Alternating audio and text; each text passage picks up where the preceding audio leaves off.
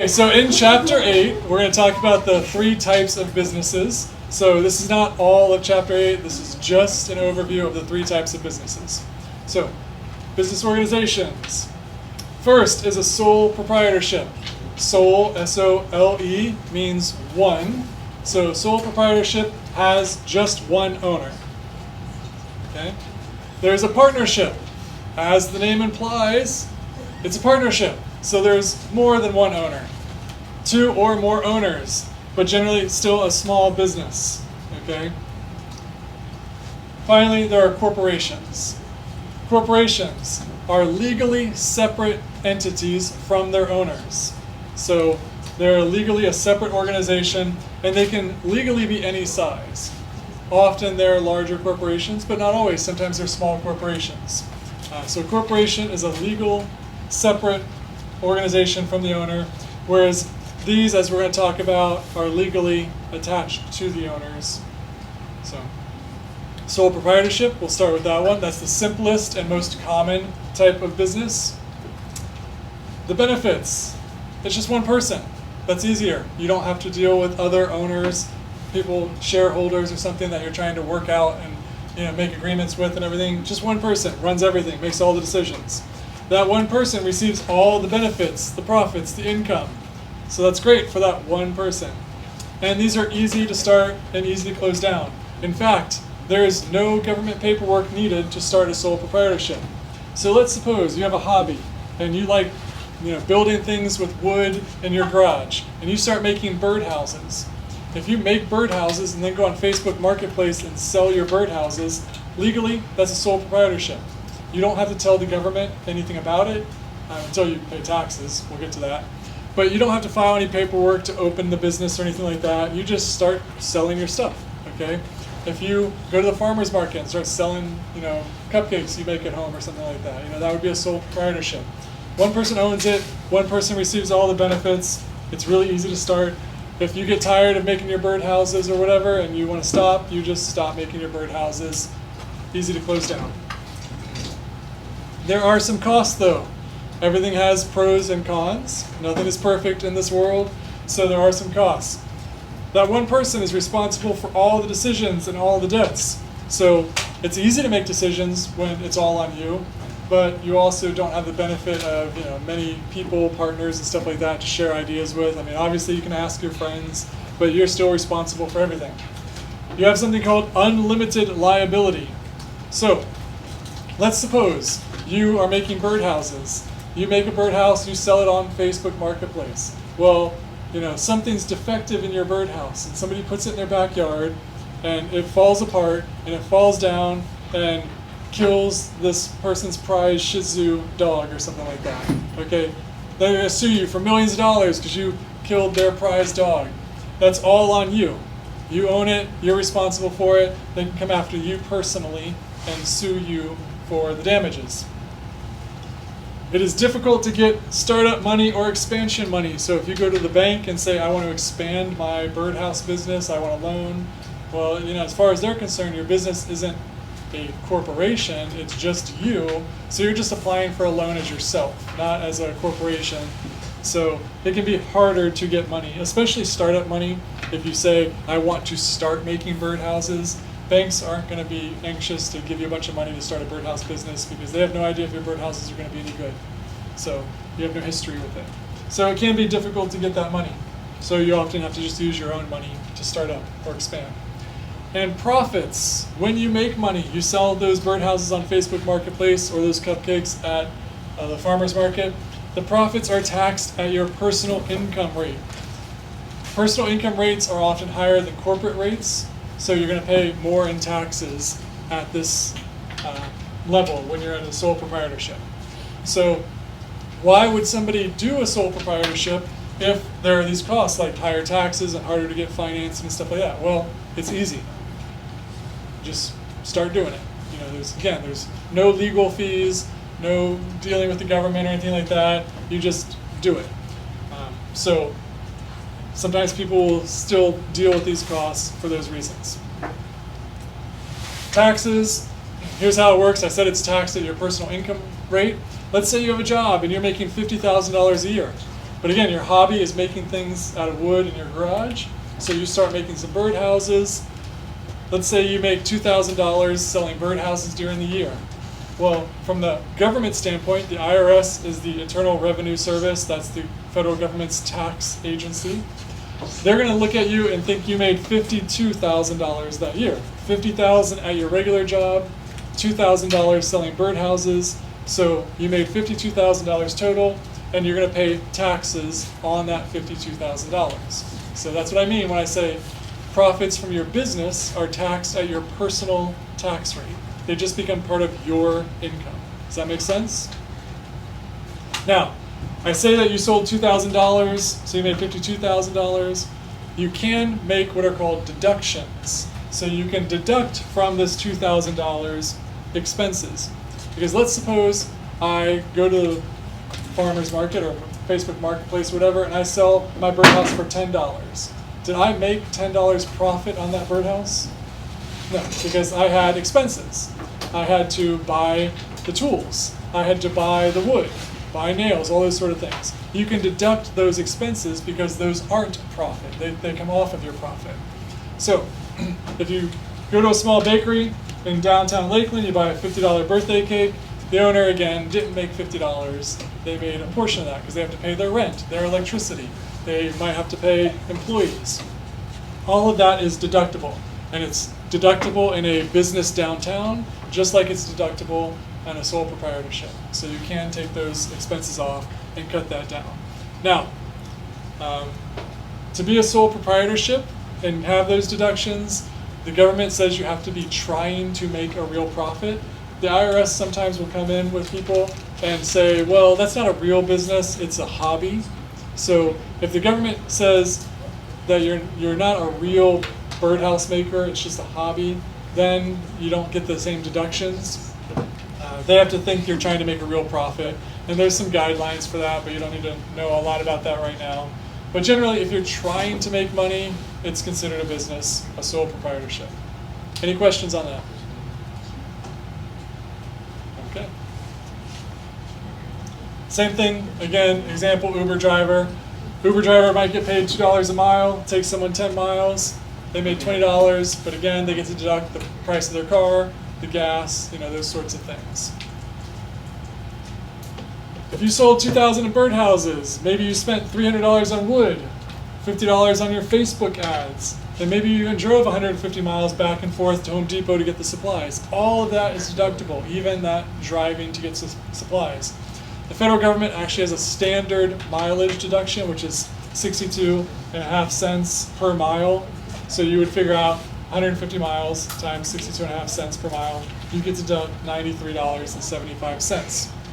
So you get to deduct that $300, the $50, and $93.75 off of that $2,000, so you don't have to pay taxes on that. That means you're deducting a total of $443.75. You don't have to pay taxes on that. So you're not making $52,000, you're making $51,556.25. Make sense? Okay, so the next type of business we're going to talk about is partnerships.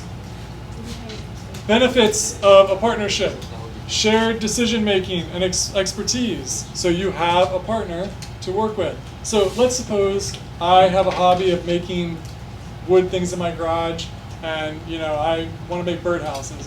But let's say I have no business knowledge for marketing. I have no idea how to sell anything. So I might partner with someone who's a friend who's really into sales, and I make the birdhouses, my friend does the marketing, the Facebook ads, all that kind of stuff, and we share our expertise. That would be an advantage. These are also relatively easy to start. To a certain extent, they're as easy as a sole proprietorship, but they're not completely as easy because you probably want to work something out with your partner. So, costs. You may have some disagreements.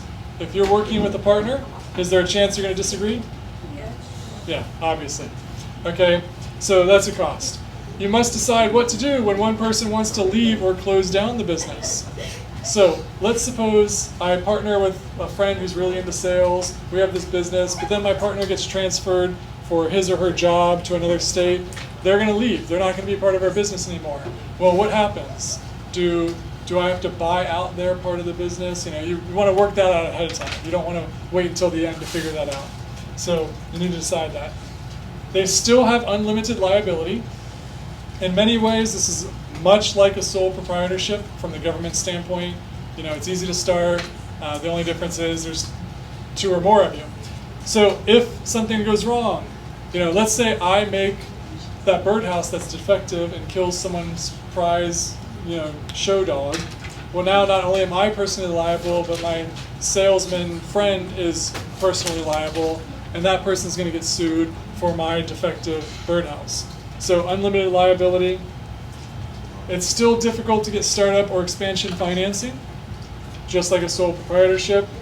And income profits are taxed at personal rates, just like a sole proprietorship. So what's the big difference between a sole proprietorship and a partnership? More people. That's pretty much it. Okay, it can be just as easy to start.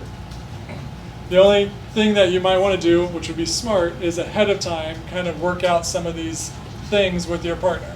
Like legally, you don't have to plan for this ahead of time, but it would be smart to plan some of this out ahead of time. But otherwise, it's a lot like a sole proprietorship.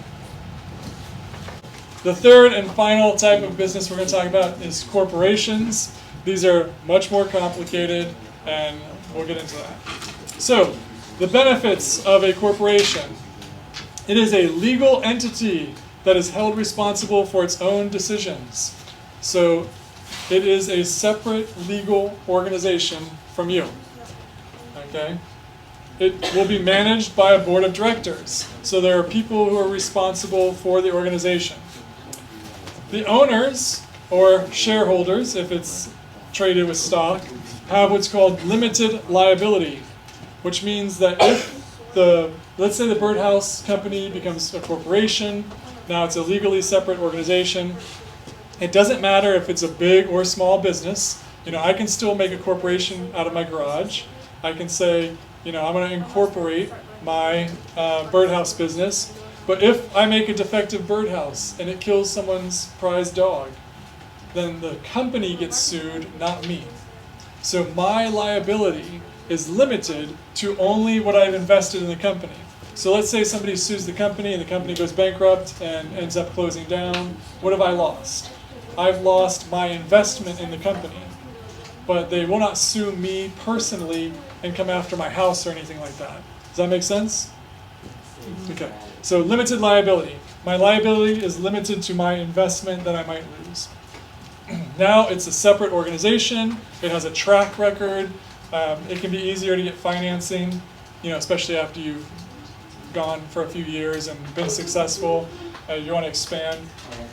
And as a corporation, it pays corporate income tax rates, which are generally going to be lower than personal income tax rates. So that's good. It makes more money for the owners because they're paying less in taxes. But again, nothing is perfect. There are always costs. Now, there is legal paperwork that goes in and has to be done. And depending on how good you are at legal paperwork, then you might have to hire an attorney. Okay? And there's other things you have to do. So like, I've formed sole proprietorships in the past, and I've formed one corporation. And in order to maintain my corporation, I have to file paperwork every single year, every single January. I have to get ready to file that paperwork. And it costs $62.50, if I remember correctly, every year. So there's a small fee in filing it. I also have to remember to file it. Okay? So you have to do those sorts of things. So that's extra paperwork, legal requirements, and sometimes you might need to hire an attorney to help out with that. So more paperwork, state and federal regulations that come into operating that business. And if the company is big enough, corporations, they might have managers and the owner's not around. So the manager, of course, costs money, but also the manager may or may not care about the company as much as the owners. So those are potential costs. Any questions on those? Okay. Now, when we talk about corporations, two major types of corporations are public versus private corporations, or publicly held versus privately held corporations. Publicly held means that there are shares of the company. You can buy stock in the company over a stock exchange. So you can go onto any stock trading website, Robinhood or Fidelity or whatever like that, and you can buy stock in companies like, let's say Ford Motor Company, Tesla. You can buy stock in those companies. These companies are required to file quarterly reports with the Securities and Exchange Commission, a government agency that regulates trading in stocks. So this company has to file a report every quarter that gives a lot of financial information about the company. The reason for that is so investors can have access to all that information and make good decisions about whether or not they want to buy this company's stock. And that's why SEC reports are open to the public. So you can go online and you can find Coca-Cola or Ford Motor Company or Tesla's SEC filings, and you can get all sorts of information about those corporations, about their financial situation, about whether they're planning to grow, what are the threats to the company. All that stuff has to be in those reports. So that is a publicly traded company, or publicly held. Privately held companies. They do not have shares that are traded over a stock exchange. They're often owned by just the founder or founders or family members of the founders, or a group of investors. So they're not publicly traded. You can't go onto Robinhood or Fidelity and buy their stocks. They might have some owners, and they have at least one owner, but they might have some more owners, but it's not something that anybody can just buy into. Because they're not publicly traded, they do not have to file those same reports, because remember, the reason for the reports is so that potential investors can have accurate information to make investment decisions. Well, that's not an issue here. And again, with that, because they do not have public forums, they do not necessarily share all their details with the general public. Two main types of corporations: publicly held versus privately held. Skip that. Then we get into liability. Liability is whether you are responsible or who is responsible for problems from the corporation. A company's legal, financial debts, or other obligations resulting from its daily business operations. That's what it is liable for or responsible for. Two types of liability we've talked about: unlimited versus limited liability. Unlimited liability, sole proprietorships and partnerships. Remember, unlimited liability means the owners are completely responsible for anything the business does. So if the business is making cupcakes and they make people sick, the owners themselves can be sued. If the business is making birdhouses and a birdhouse falls and kills a dog, the owners themselves are personally responsible. And the amount of responsibility they have is unlimited. They can sue you for as much money as they can possibly get out of you. The other type is limited liability, which is then your only responsibility is your personal investment. Okay, can't they break one of the, for example, the birdhouses, they break it and then they blame it on you? Could they still get money for that, or is that So, the question was, if they break the birdhouse, can they blame it on you and sue you? Yes, they can try. So then it would be in court. You'd have to argue over whose fault it was.